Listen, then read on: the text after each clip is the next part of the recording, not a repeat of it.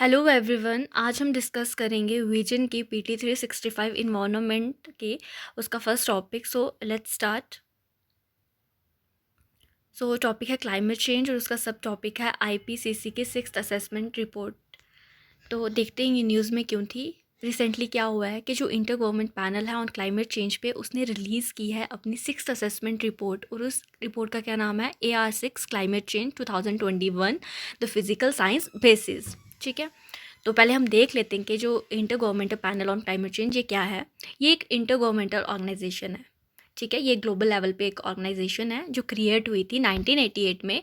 और किसने क्रिएट की थी? वर्ल्ड मेट्रोलॉजिकल ऑर्गेनाइजेशन ने और यूनाइटेड नेशन इन्वायरमेंट प्रोग्राम ने। ठीक है, तो इसका ऑब्जेक्टिव क्या है? ऑब्जेक्टिव ये है कि साइंटिफिक इन्फॉर्मेशन प्रोवाइड करवाना गवर्नमेंट को ऑल लेवल्स पे, एंड अबाउट कि वो किस किस तरह से फ्रेम कर सकते हैं पॉलिसीज़ ऑन द क्लाइमेट। ठीक है, उसका हेड क्वार्टर जनेवा स्विट्ज़रलैंड में है और मेंबरशिप इसकी 195 मेंबर्स हैं, और हाँ, इंडिया इसका मेंबर है, ये हमें याद रखना है। ठीक है, तो अदर की इन्फॉर्मेशन देख सकते हैं हम क्या। 2007 में क्या हुआ कि जो द IPCC था और जो USA के वाइस प्रेसिडेंट थे उन्हें नोबेल प्राइज़ मिला है, क्योंकि उन्होंने क्या किया था कि डिसैमिनेट की थी इन्फॉर्मेशन रिगार्डिंग कैसे जो है मैन का इफ़ेक्ट हो रहा है क्लाइमेट पे इसके लिए, और हमें मेजर्स भी बताए थे वो कैसे हम इससे वो कर सकते हैं, फाइट कर सकते हैं क्लाइमेट चेंज से। सो हम देखते हैं कि अबाउट दिस रिपोर्ट।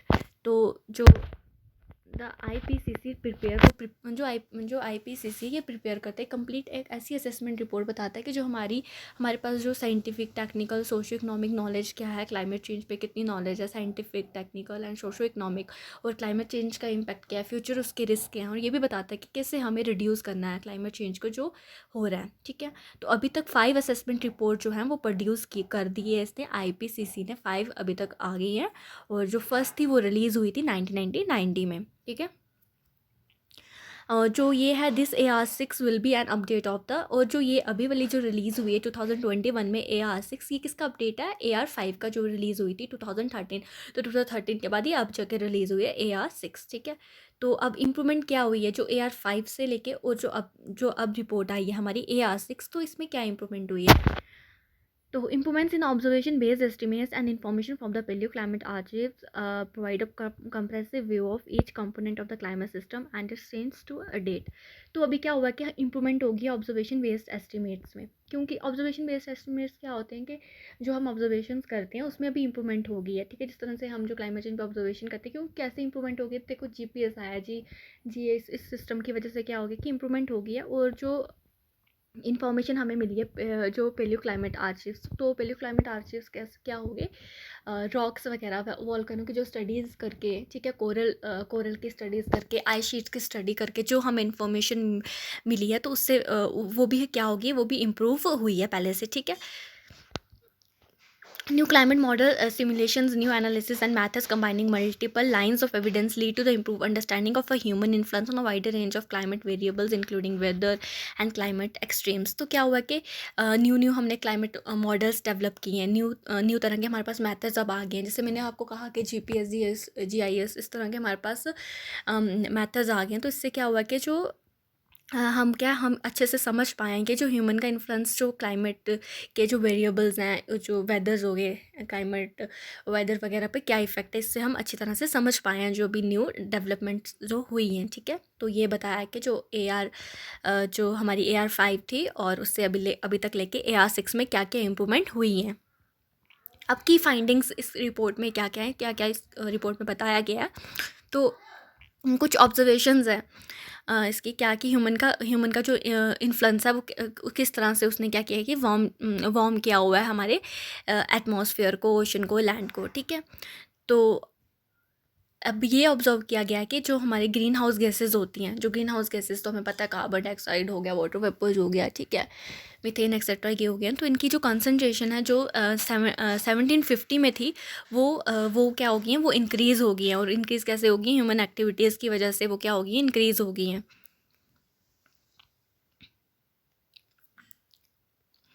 एंड जो ह्यूमन इन्फ्लुएंस है has been linked with the wide spread and rapid change in atmosphere ocean. और क्या ह्यूमन की वजह से क्या हो रहा है कि हमारा जो है हर जगह चेंज हो रहा है, रैपिड चेंज हो रही है एटमॉस्फेयर में, ओशंस में, कायरोस्फेयर में, बायोस्फेयर में, एक्सेट्रा में। तो अब देखते हैं क्या क्या चेंजेस हो रहे हैं, कैसे ग्लोबल रिट्रीट ऑफ ग्लेशियर्स। तो ग्लेशियर्स क्या हो रहे हैं, रिट्रीट हो रहे हैं, पिघल रहे हैं ग्लेशियर्स। सी लेवल जो है वो राइज हो रहा है, जो हमारा सी का लेवल है वो राइज हो रहा है। ग्लेशियर्स पिघलेंगे तो तो जो वाटर होगा वो जो होगा ग्लेशियर्स का, वो ओशन सी में जाएगा, तो उसका क्या होगा, ऑटोमेटिकली जो लेवल है वो राइज हो जाएगा। ठीक है। जो ऑक्सीजन लेवल है in many upper ocean regions में क्या हो रहा है, वो भी वो हो रहा है, ड्रॉप हो रहा है, क्योंकि ज़्यादा हमारे पास जो ग्रीन हाउस गैसेज हैं वो इंक्रीज़ हो रही है, उसकी वजह से ऑक्सीजन का लेवल भी क्या हो रहा है, ड्रॉप हो रहा है। ऑब्जॉर्ब प्रेसिपिटेशन, जो प्रेसिपिटेशन है जो हमारा मतलब कि सीजनल जो हमारी रेंज हैं, जो रेनफॉल है, जो स्नो है, इनमें भी क्या हो रहा है कि चेंजेस आ रहे हैं। ठीक है। Changes in near surface ocean salinity, जो ओशन की सैलिनिटी है उसमें भी चेंजेस आ रहे हैं। ठीक है। Global acidification of the surface open area, acidification हो रही है जो ओपन ओशंस होते हैं। ठीक है। उनकी off the surface open oceans की। And decrease in the northern hemisphere spring snow cover, तो जो नॉर्दर्न हेमिस्फीयर में जो स्नो का कवर था वो भी क्या हो रहा है, वो भी डिक्रीज़ हो रहा है। अब कुछ रिलेटेड डेटा वगैरह हम देख लेते हैं। ग्लोबल सरफेस टेम्परेचर जो है वो was 1.09 degree Celsius high in the 2011-20 than. तो जो हमारा जो ग्लोबल सरफेस टेम्परेचर है वो भी क्या हो गया कि वो जो 1.09 डिग्री सेल्सियस जो हायर था 11 से लेके 20 तक, एज़ कम्पेयर टू 1850 से लेके 1900 तक, विद लार्जर इंक्रीज़ हुआ है over land and over the ocean. तो लैंड का जो टेम्परेचर वो ज़्यादा इंक्रीज़ हुआ है as compare to the ocean. ठीक है। तो each of the last 4 decades has been successfully warmer than, तो जो हमारी जो लास्ट 4 डिकेड्स हैं वो ज़्यादा वार्मर हैं। ठीक है। वो ज़्यादा जो लास्ट 4 डिकेड से जो अब वाला है वो ज़्यादा क्लाइमेट क्या है, वार्म हो चुका है। उसके human caused global surface temperature increase, तो ह्यूमन की वजह से जो ग्लोबल सरफेस टेम्परेचर इंक्रीज़ हुआ है वो बता दिया इन्होंने, 1.07 डिग्री हुआ है। जो आर्टिक सी है में जो आइस है वो भी डिक्रीज़ हो गई है। ठीक है।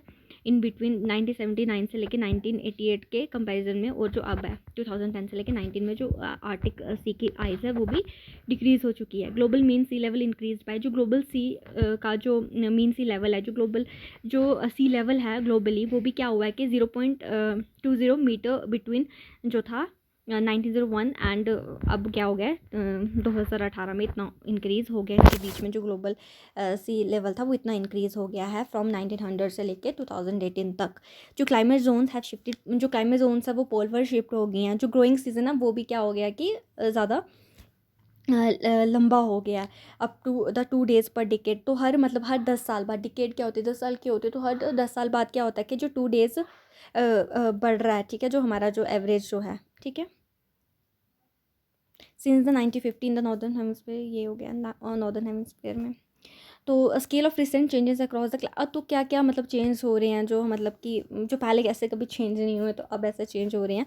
जो कंसनट्रेशन है कार्बन डाइऑक्साइड की वो बहुत ज़्यादा मतलब कि अनमैच्ड, पहले जो होती थी 2 मिलियन ईयर्स से, अब जो हम देखेंगे तो बहुत ज़्यादा इंक्रीज़ हो गई है कंसनट्रेशन, कार्बन डाइऑक्साइड बहुत इंक्रीज़ हो गया है। ग्लेशियल रिट्रीट हो गया, मतलब जो इतना नहीं हुआ इतने सालों में वो हो गया है, इतना ज़्यादा ग्लेशियर पिघल गए हैं, सी लेवल राइज हो गया है। ठीक है।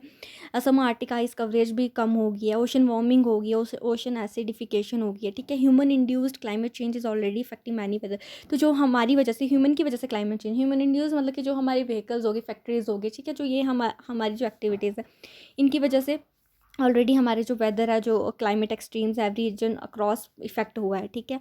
तो it has been link to the extreme weather events such as, इसकी वजह से क्या हुआ, heat waves, heavy precipitation, droughts and tropical cyclone. तो क्या हो जाता है कि जो क्लाइमेट चेंज की वजह से कहीं तो ड्रॉट्स आ रहे हैं, कहीं फ्लड्स आ रहे हैं, तो कहीं तो कहीं हीट वेव्स हैं, कहीं हैवी प्रेसिपिटेशन है, कहीं तो कोई प्रेसिपिटेशन ही नहीं है, तो हीट वाइव। ठीक है। उसके बाद hot extremes including heat waves have become more frequent. तो अब हीट वेव्स बहुत ज़्यादा हो गए। हीट वेव्स क्या हो गया कि जो टेम्परेचर वो बहुत ज़्यादा इंक्रीज़ हो गया and more intense across most land region since the 1950 के बाद क्या है कि जो हीट वेव्स हैं बहुत इंक्रीज़ हो गई है, फ्रिक्वेंट हो गई है। मराइन जो हीट वेव्स है अप्रॉक्सीमेटली डबल्ड हो गई हैं।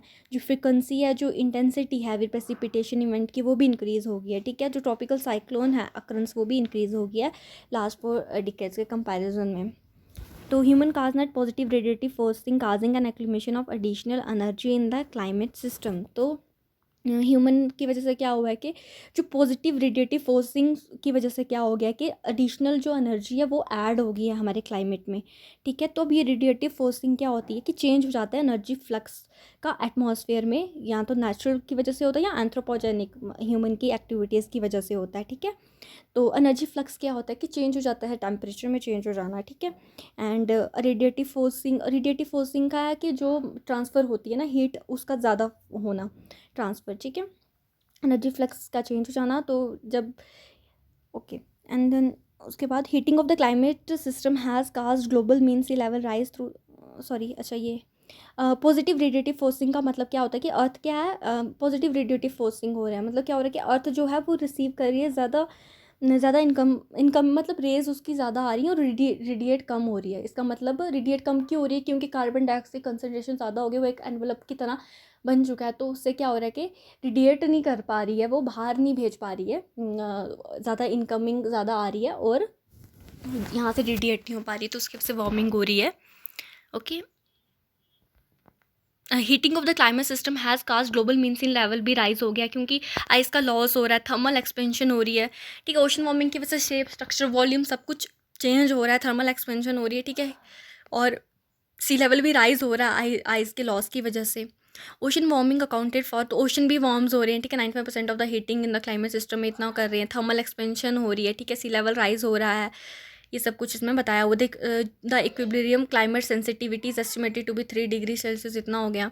उसके global surface temperature will continue to increase until, इतना जो हमारा ग्लोबल सरफेस टेम्परेचर है वो इंक्रीज हो जाएगा, इंक्रीज होता रहेगा 2050 तक, अंडर ऑल एमिशन सिनेरियो जैसा जो चल रहा है, तो उससे तो मतलब कि इंक्रीज़ होता रहेगा। एंड जो टारगेट था हमारा के जो पेरिस पीस कॉन्फ्रेंस थी, उसमें जो था कि 1.5 डिग्री सेल्सियस हमें रखना है एंड 2 डिग्री से ज़्यादा एक्सीड नहीं करना, तो वो एक्सीड हो जाएगा 21 सेंचुरी में, जब अगर डीप रिडक्शन नहीं करते हैं कार्बन डाइऑक्साइड में, तो वो इंक्रीज़ हो जाएगा। ठीक है, और with every increment of the global warming, जो इंक्रीज़ हो रहा है ग्लोबल वार्मिंग में, और जो change get large in the regional mean temperature, precipitation में, ठीक है, सॉइल मॉइस्चर हर जगह चेंज हो रहा है। ठीक है, continued global warming projected to further intensify the global water cycle, तो ऐसा मतलब कि अनुमान लगाया गया है कि जो ग्लोबल वार्मिंग है वो ज़्यादा इंटेंसिफाई कर देगी ग्लोबल वाटर साइकिल को, वेरिएबिलिटी आ जाएगी। ठीक है, प्रेसिपिटेशन में मानसून में कहीं कहीं क्या होगा, कहीं सूखा पड़ जाएगा, तो कहीं ज़्यादा हैवी प्रेसिपिटेशन हो जाएगी। ठीक है,